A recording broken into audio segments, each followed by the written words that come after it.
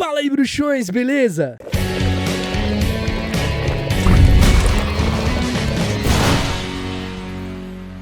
Tá chegando agora aqui no Caldeirão Furado, então deixa de ser trouxa, se inscreva, ativa as notificações pra você ficar por dentro de tudo que rola por aqui e não esquece que você pode se tornar um membro aqui do Caldeirão Furado e assim ter acesso a benefícios exclusivos, como selos que vão ao lado do seu nome e emojis pra você usar nos comentários dos vídeos ou chats das lives. Ou então, você pode contribuir com as produções aqui do canal através do botão Valeu e assim o seu comentário fica em destaque entre os demais. Eu sei que vocês estavam ansiosos pra esse episódio, coisas que não podem ter de jeito nenhum na última temporada da série Harry Potter. Parte 1. Assim como o episódio de coisas que não podem faltar, o episódio de coisas que não podem ter também foi dividido em parte 1 e parte 2, porque eles se baseiam nos filmes em comparação aos livros, beleza? Começando com a cena da Hermione apagando a memória dos pais dela. Eu sei que você vai falar, Caco, você é maluco, essa cena é incrível. Realmente é uma cena incrível, mas Hermione não usa o Obliviate nos pais dela. Esse feitiço é irreversível. Se ela tivesse usado, eles nunca mais se lembrariam dela. E não é o que acontece. Ela somente altera a memória dos pais dela para que eles acreditassem ser outras pessoas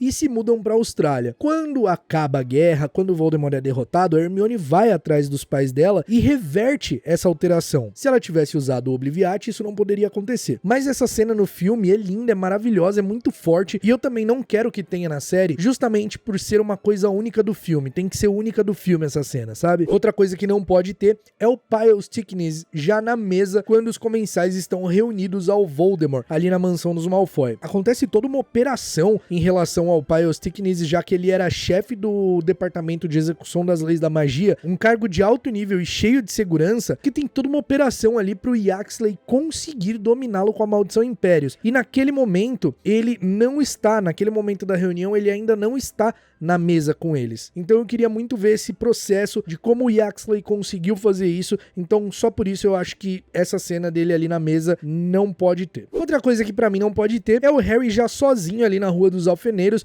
os Dursley indo embora por vontade própria. A primeira cena que a gente tem ali do Harry na Rua dos Alfeneiros é ele olhando pela janela, os Dursley indo embora e tal, o Walter explicando que eles não podiam ficar lá porque era perigoso, sendo que é justamente o contrário, ele não quer ir embora, ele fica falando que aquilo é um plano do Harry pra tomar a casa deles, enfim, e aí o Harry tem que convencê-los, falar que eles realmente corriam perigo e tal. Então eu queria ver esse embate aí do Harry enfrentando o tio dele depois de tanto tempo ali na casa. É que nos livros o Harry enfrenta bastante o tio dele, mas eu queria ver esse embate acontecendo. Então por isso eu acho que essa forma, eles colocando as malas no carro e indo embora de vontade própria, não acho legal. Agora, outra coisa que isso aqui, se tiver, é esculacho. O Gui Weasley se apresentando pro Harry ali no momento que eles chegam na Rua dos Alfeneiros, a Ordem da Fênix, o Gui se apresenta como assim, se a gente nunca tivesse conhecido o Gui, né? Pra quem não lê os livros, talvez realmente não conhecesse o Gui, mas o Gui já aparece desde Cálice de Fogo, já interage com o Harry desde Cálice de Fogo, então, pô, ele chega ali se apresentando,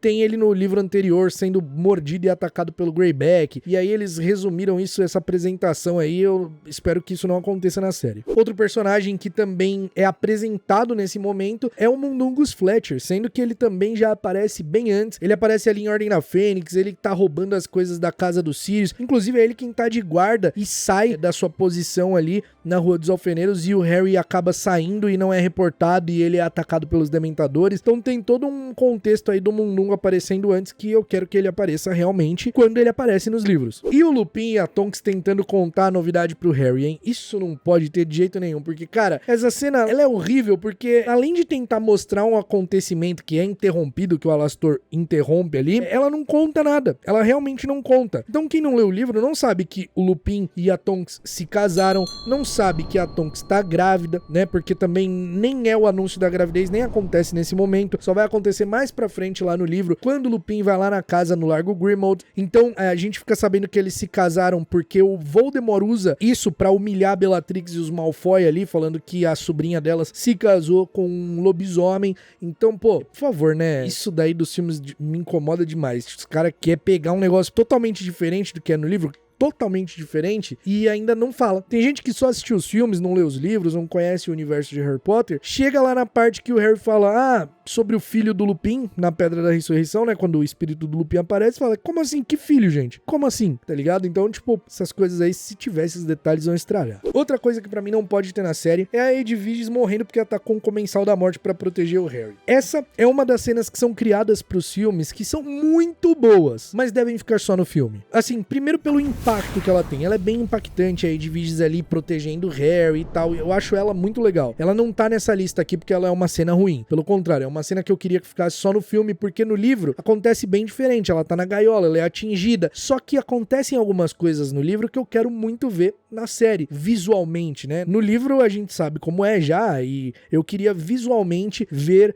nas telas isso acontecendo, que é o sidecar caindo, o Harry explodindo o sidecar com a Edwiges lá dentro e, sabe, ela explodindo junto, já morta, né, claro. Então é uma coisa pesada também e eu quero ver isso, sabe? Eu quero ver isso daí. Além disso, o Harry só é reconhecido porque ele usa o feitiço Expelliarmus, que é praticamente sua assinatura ali. E no filme eles fizeram a Edwiges atacando, aí eles reconhecem que é o verdadeiro Harry ali, né? Eu achei legal, mas é isso, aquela cena que é muito legal no filme eu não quero na série, quero que seja a única do filme pra série ser mais fiel. Agora, uma cena que me incomoda muito ali na perseguição durante a Batalha dos Sete Potter é a moto indo pro chão, um monte de carro dos trouxas capotando, a maior algazarra ali, sabe? A Ordem da Fênix justamente faz as coisas a modo que não seja exposto pros trouxas e também protegendo os trouxas. Por que o Hagrid ia descer no meio dos trouxas ali, causando acidente, fazendo os comensais atingirem carro com feitiço? Tipo, não faz sentido. Vai contra toda a proposta da Ordem da Fênix, sabe? Então eu acho muito ruim essa escolha no filme. Essa é realmente ruim e não queria que tivesse. Outra coisa que também não pode ter na série, nessa parte, o Hagrid é atingido por um feitiço nas costas e ele desmaia. Cara, o Hagrid é um meio gigante. Um feiticinho daquele não desmaia ele. Ele tem a pele mais resistente, tanto que precisa de 5 aurores pra tentar dominar ele lá em Ordem da Fênix, quando a Umbridge quer tirar ele da escola, o Ministério tá manipulando tudo ali, e não conseguem. Tipo, 5 aurores não conseguem dominar ele com feitiços. Imagina um feiticinho michuruco daquele nas costas. Não pode ter. Outra coisa que me incomoda também é a escolha do Harry desmaiar na moto com a presença do Voldemort ali, a cicatriz dói, ele desmaia e a varinha reage sozinha. Eu acho essa escolha, sinceramente, do filme, funciona, mas eu achei uma escolha meio preguiçosa, porque, cara, o que acontece nesse momento é que a moto tá completamente descontrolada porque o Hagrid se jogou da moto em cima de um comensal da morte na vassoura, então eles fizeram essas duas escolhas preguiçosas de desmaio, o Hagrid desmaiando pro Harry controlar a moto e o Harry desmaiando com a dor na cicatriz. Não é assim que acontece. O Hagrid se joga da moto na vassoura de um comensal da morte que iria acertar o Harry, e aí a moto começa a cair toda descontrolada. O Harry fica desesperado porque ele ouve o Voldemort e vê alguns flashes, e então a varinha reage sozinha ali. É mais impactante porque não tem como o Harry mirar, não tem como ele acertar, não tem como ele fazer nada. E a varinha dele reage sozinha e acerta a varinha do Voldemort. Nessa circunstância, destaca muito mais a grandiosidade desse feito da varinha e por que isso intrigou tanto o Voldemort, entendeu? Por que ele ficou tão desesperado com isso. Então, do jeito que é no filme, se for na série, se eles trouxerem algum elemento disso, pra mim, vai ficar muito ruim. Outra coisa que pra mim não pode ter é o Harry e o Hagrid indo direto na toca. E aí eles caem ali com a moto, tipo, só caem no laguinho e tal. Sendo que antes eles vão pra casa dos pais da Tonks. E lá a moto se patifa no chão, eles se estouram no chão, o Harry quebra braço, quebra costela, quebra dente, e então o Ted Tonks e a Andrômeda Tonks cuidam deles ali, curam os machucados dele, e quando ele acorda, ele acha que a Andrômeda é a Bellatrix, porque elas são muito parecidas, elas são irmãs afinal, né? Então eu gostaria muito de ver isso. E lembrando que eu sempre falo nesses episódios, pra mim é uma coisa que não pode ter, mas não é regra, o que eu tô falando não é regra absoluta, é pra mim, no meu ponto de vista total. Esses episódios são totalmente baseados na minha opinião. A sua pode ser diferente e tá tudo bem, não tem problema nenhum. Todos os momentos Harry e Gina me incomodam muito, então pra mim tem que ser muito diferente, tipo aquele momento que ela tá pedindo pro Harry fechar o vestido dela e dar um beijinho michuruco, né? É incrível como eles conseguiram estragar a relação do Harry e da Gina nos livros. Ela é bem melhor, mas ela também acontece de um jeito meio do nada ali, ela também não é tão a melhor da construção.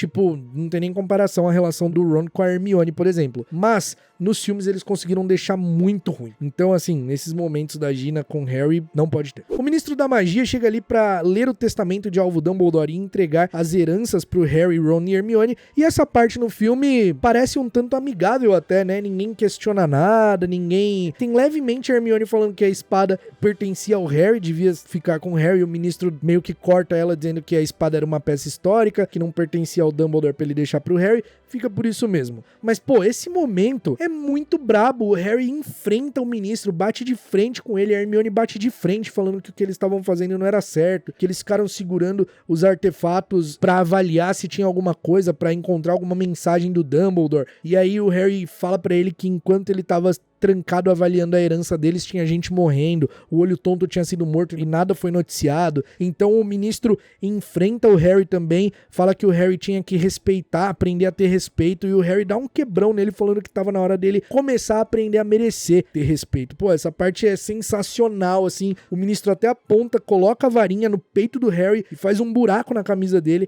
Então, pô, assim, não preciso nem dizer, né? Não preciso nem dizer que essa parte do ministro aí, se for igual do filme, vai estragar, né? Outra coisa que pra mim não faz sentido é o Harry no casamento do Guy e da Fleur, completamente como ele é, sem disfarce nenhum. Pô, isso tira completamente a noção de urgência e do perigo que o Harry corre. E a família, o Weasley também corre tendo o Harry ali. O Harry vai disfarçado de um Weasley qualquer, eles pegam os fios de cabelo de um trouxa ruivo das regiões próximas ali, o Fred e o George faz isso, e o Harry toma polissuco e se disfarça aí desse trouxa e finge que é um cara chamado Barry Weasley da família Weasley. Cara, isso mostra como é tão perigoso tá ali, sabe? Porque é perigoso pro Harry estar ali, ser visto ali, sabe? Então não pode ser como é no filme. Outra coisa que também, pra mim, estraga um pouco no filme é o lance do patrono ser sempre uma bola de luz. A única vez que o patrono é corpóreo é ali quando o Harry conjura, depois lá em Ordem da Fênix, quando os alunos estão conjurando, depois é só, cara, é só bola de luz, daí pra frente é só bola de luz. O Kingsley manda o patrono dele, chega uma bola de luz passando flashes de cena do que aconteceu ali. Eu queria que fosse realmente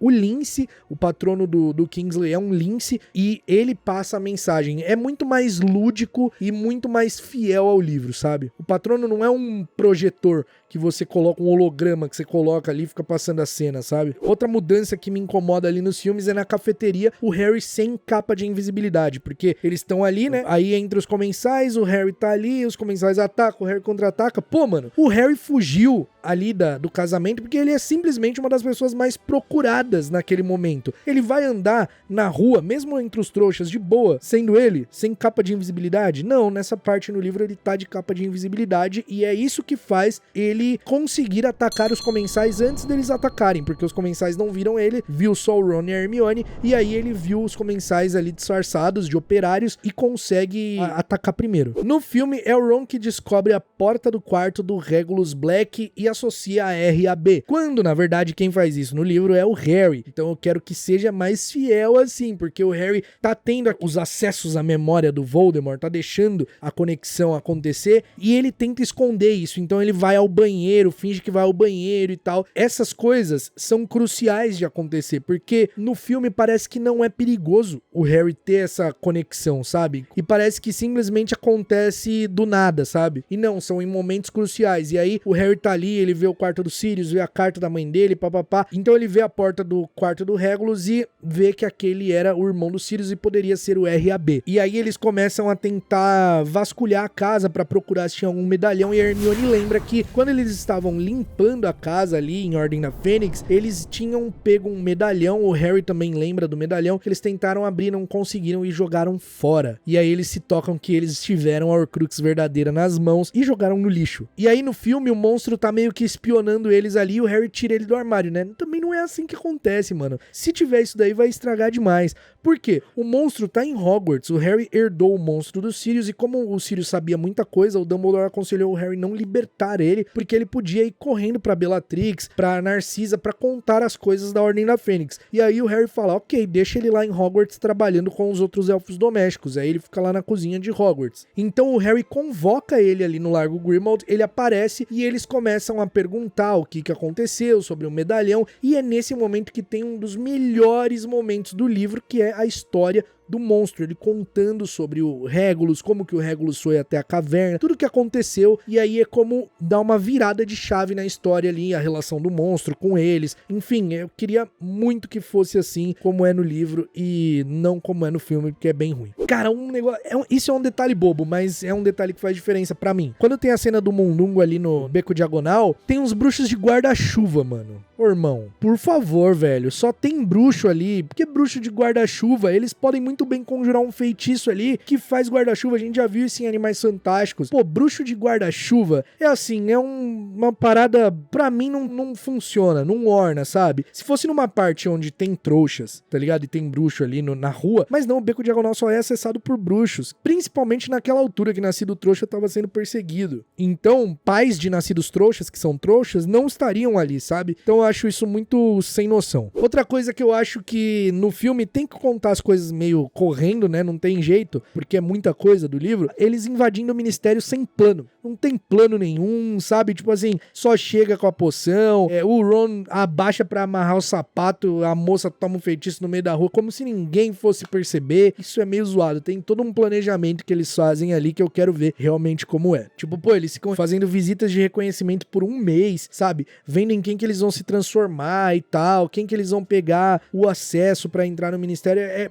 bem louco. E eu não quero que seja tão fraquinho, porque parece que é muito fácil no filme. Tipo, muito fácil. Eles estão entrando só no lugar que tá dominado pelo Voldemort e a cabeça do Harry tá a prêmio. Parece que é uma coisa assim, tipo, vou na padaria. E eu quero que seja difícil como é no livro. Outra coisa que pra mim estraga um pouco é o Harry entrando ali no julgamento da Mary Cattermole e ele leva o Reginald, tipo, pega pela blusa e empurra ele como se estivesse levando ele ali. Cara, vocês acham que ninguém ia desconfiar? Ali não era o departamento dele. Do nada ele chega levando o cara ali, sendo que o cara poderia ir muito bem sozinho. Isso ia levantar suspeita, sabe? O Harry entra ali embaixo da capa de invisibilidade e ele ataca a Umbridge embaixo da capa de invisibilidade e ataca o Yaxley embaixo da capa de invisibilidade. Isso deixa tudo mais confuso pros inimigos e ninguém vê que é o Harry que tá ali.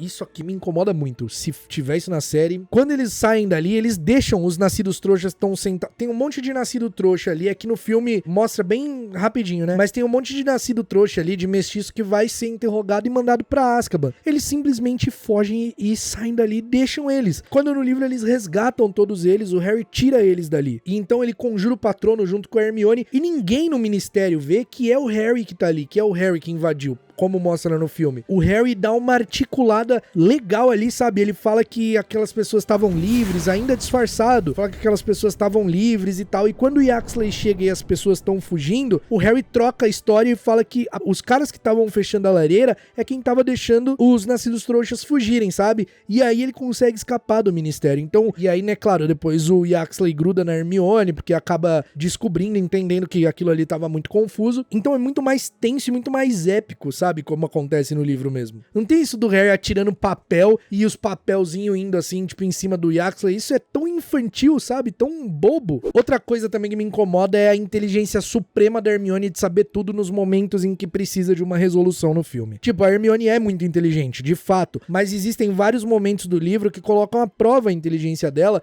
mostrando que ela é cética sobre algumas coisas e que em algumas coisas ela tá errada. Por exemplo, em relação às relíquias da morte. Ela falando que não existe, que não existe, não existe, não existe. E no fim as relíquias existem mesmo. E o Harry tava certo o tempo todo. Só que isso é cortado do filme, né? Mas a parte que eu quero citar é em relação à espada. Eu tive que introduzir isso daqui antes pra fazer sentido pra vocês entenderem. A Hermione do nada tá lendo um livro. Ai, meu Deus. Verdade. A espada de Gryffindor. Ela absorve tudo que fortalece. Ai, por isso que o Dumbledore deixou pra gente. Nossa, como eu sou muito inteligente. E aí ela ainda fala no filme, né, que o Harry fala, nossa, você é brilhante. Ela, não, eu só sou muito lógica, o que faz eu ver detalhes que outras pessoas não conseguem ver. Tipo, sério, ela levou o ano inteiro pra descobrir isso. Não é assim que acontece, cara, porque aí dá essa sensação de, nossa, Hermione, como assim, sabe? Você demorou tudo isso, você é tão inteligente e demorou tudo isso pra perceber da espada? O que acontece é que o retrato do Phineas Nigellus fala sobre a espada, e aí ela pergunta se alguém tinha tirado a espada pra limpar, alguma coisa assim, e o Phineas Nigellus debocha disso, falando, não, a espada não precisa ser limpa, ela é feita com prata dos duendes, ela não pega sujeira, não enferruja, ela só absorve o que fortalece. E aí ela pergunta, pô, quando foi a última vez que você viu a espada sair da redoma? E aí ele fala que foi quando o Dumbledore usou pra destruir um anel. Nisso eles se tocam e percebem que a espada serve pra destruir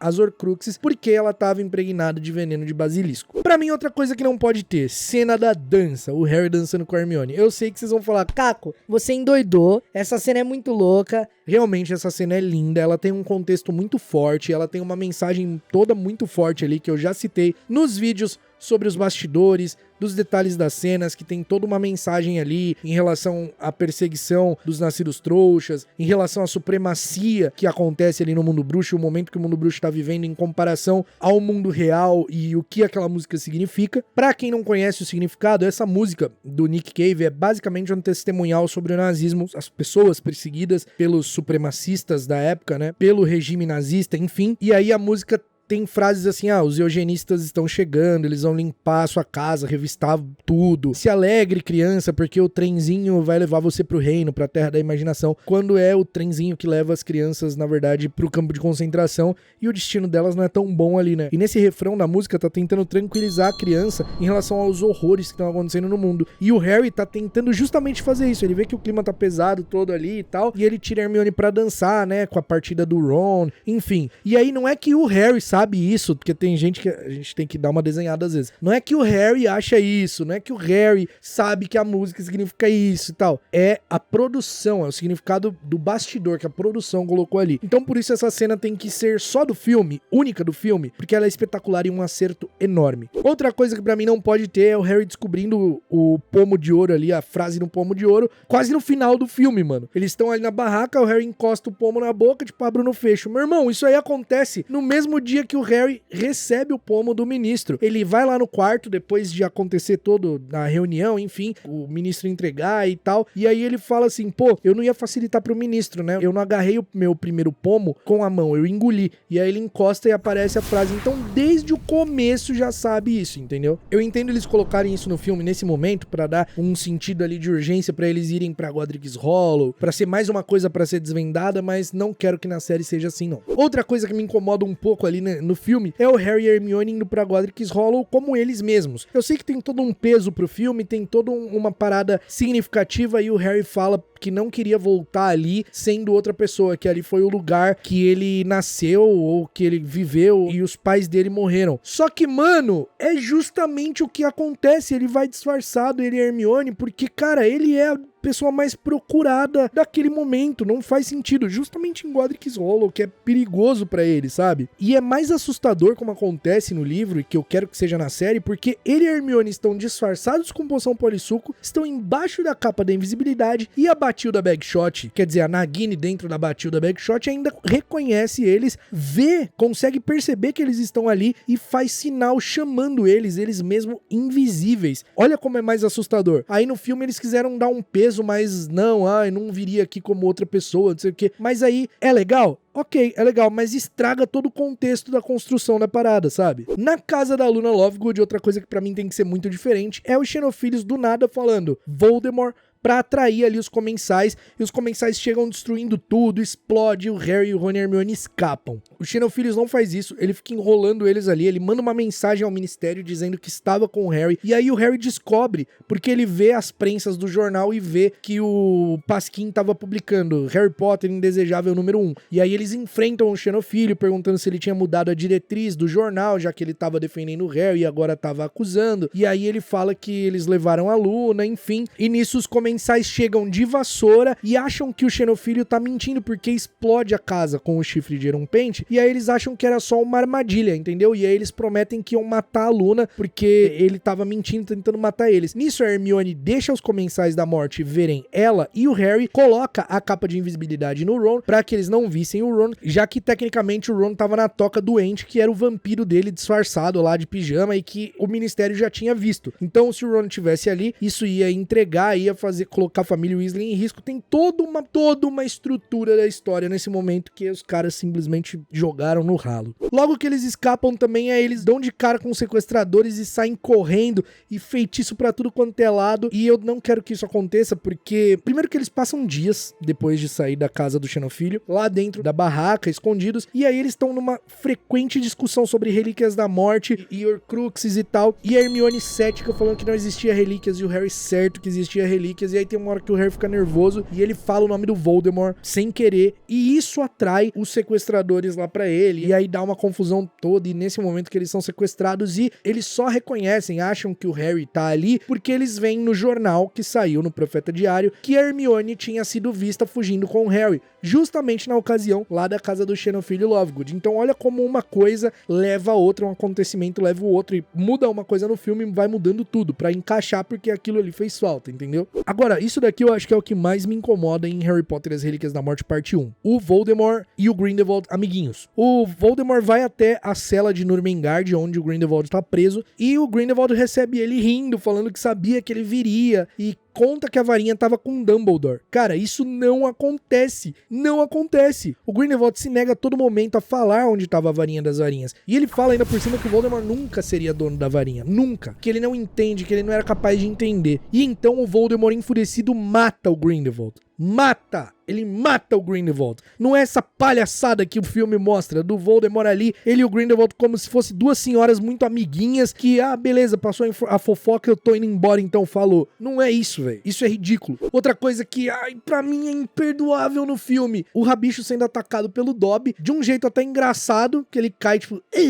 Cara, não tem graça isso. Na série tem que ser igual ao livro, porque é tão significativo. O Rabicho com a mão de prata que ele ganhou do Voldemort começa a esganar o Harry. E aí o Harry fala pra ele assim, você vai me matar? Eu salvei sua vida. Eu não deixei que você fosse entregue pros dementadores. Você vai me matar, Rabicho? Vai fazer o mesmo que fez com os meus pais? E aí o Rabicho sente uma ponta de arrependimento, de remorso. Na hora a mão solta o pescoço do Harry sozinha e gruda no pescoço do Rabicho e estrangula ele até a morte. O Harry e Ron desesperadamente tenta tirar a mão, salvar, impedir aquilo ali de acontecer, mas não acontece. O que faz jus realmente ao que o Voldemort disse. Quando deu a mão de prata pro Rabicho, no livro ele fala, sua lealdade nunca mais pode vacilar novamente. E aí quando vacilou, ele pagou com a própria vida. É muito forte isso que acontece, cara. E fecha o arco do momento em que o Harry poupou a vida dele lá no terceiro filme. Sabe? Não custa, cara. E por último, mas não menos importante, o Harry pedindo ajuda pra Hermione pra curar o Dobby ali depois que ele resgata todos eles, né? A Hermione nem tá nessa cena quando acontece. Ela tinha acabado de ser torturada pela Bellatrix. Ela tava em choque. Ela já tinha sido levada pra dentro. É só o Harry que tá ali naquele momento, entende? Então, o Harry perguntar assim, Hermione, tem alguma coisa que a gente pode fazer e tal? Faz muita gente que só viu os filmes falar, pô, por que a Hermione não salvou o Dobby? Por que eles não salvaram o Dobby se era só uma faca? Se dava pra curar o corte? Enfim,